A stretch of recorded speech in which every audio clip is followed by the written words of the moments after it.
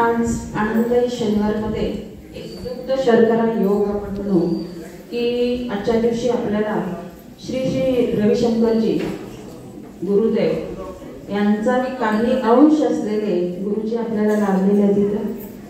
खरं तर रविशंकरजींचं काम अतिशय उत्कृष्ट, सायन्स आणि अध्यात्म यांना जोडणारा दुवा, आणि त्यांचं जे काम आहे ते अनेक देशामध्ये चालतं. मुलींना जगाच्या पाठीवर अनेक देशांमध्ये त्यांच्या शाखा आहेत. मुलींना श्री श्री रविशंकरजी यांनी जगभरामध्ये त्यांची एक जी सुदर्शन क्रिया आहे, जी सायंटिफिक आहे, आणि त्या सुदर्शन क्रियेचा अनेक शारीरिक संस्थांवरती चांगला परिणाम होतो. आणि तो जो परिणाम आहे तो आपल्या रेस्पिरेटरी सिस्टीम वरती होतो, सर्क्युलेटरी सिस्टीम वरती होतो, डायजेस्टिव्ह सिस्टीम वरती होतो, नर्वस सिस्टीम वरती होतो, एक्सक्रिटरी सिस्टीम वरती होतो. आणि त्यामुळं आपल्या सर्व शरीराच्या संस्था ज्या आहेत त्या संस्था अतिशय चांगल्या काम करतात. मुलींनो, जगभरामध्ये अधिभौतिक सुविधा वाढल्या पण मानसिक स्वास्थ्य हरवत आहे. आणि ते मानसिक स्वास्थ्य जर चांगलं ठेवायचं असेल, फिजिकल, मेंटल, हार्मोनल बॅलन्स ठेवायचा असेल, तर आपल्याला सुदर्शन क्रियेबरोबर योग, मेडिटेशन, प्राणायाम, आणि प्राणायामाचा अर्थच असा आहे, प्राण म्हणजे ऑक्सिजन, आणि ऑक्सिजन हवेमध्ये 19-20% जरी असला तरी आपण तो शास्त्रशुद्ध पद्धतीने घेतो का नाही त्याच्यावरती आपलं स्वास्थ्य बरंच अवलंबून असतं. तर मुलींनो, ऑक्सिजन आपल्या शरीरापैकी कुठल्या अवयवाला सगळ्यात जास्त लागतो माहिती आहे का?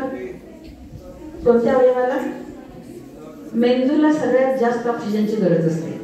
कारण मेंदू टोटल घेतलेल्या ऑक्सिजन पैकी 20% एकटा मेंदू ऑक्सिजन वापरतो. आणि म्हणून तो ऑक्सिजन किंवा प्राणवायू शास्त्रशुद्ध पद्धतीने घेणं ही काळाची गरज आहे. आणि त्यासाठी सुदर्शन क्रिया, आणि सुदर्शन क्रियेमध्ये सुद्धा तुम्हाला ज्या आसनामध्ये बसायचं आहे, मेरुदंड ताठ ठेवायचा आहे, त्याचबरोबर वज्रासन किंवा पद्मासनामध्ये बसून हाताची विशिष्ट मुद्रा करून आपण प्राण म्हणजे ऑक्सिजन किंवा हवा जी आहे बाहेरची ती फुफ्फुसामध्ये किती भरायची, किती वेळ, म्हणजे रेचक, कुंभक, पूरक हे कसं करायचं, त्याची गती किती ठेवायची हे शिकवलं जातं.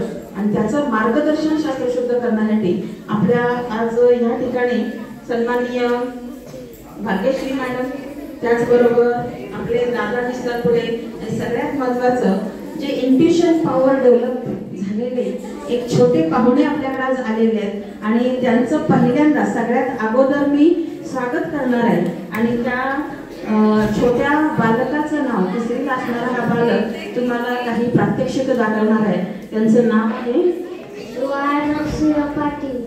छान. मग तुम्हाला अचंबित करणारे काही प्रात्यक्षिक आहेत. आणि सगळ्यात महत्त्वाचं किती पॉवर आहे आपल्याला मेडिटेशन मध्ये हे तुम्हाला त्याच्यातून लक्षात येईल. आलेल्या सर्व पाहुण्यांचं मी हार्दिक स्वागत करते. सन्माननीय भाग्यश्री मॅडम, तुमचंही स्वागत.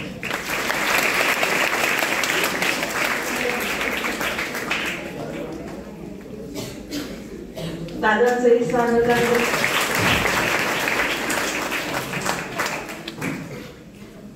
सन्माननीय मोठे दादा आपले सर्वांचे, आपले छोटे पाटील दादा आहेत, त्यांचंही स्वागत.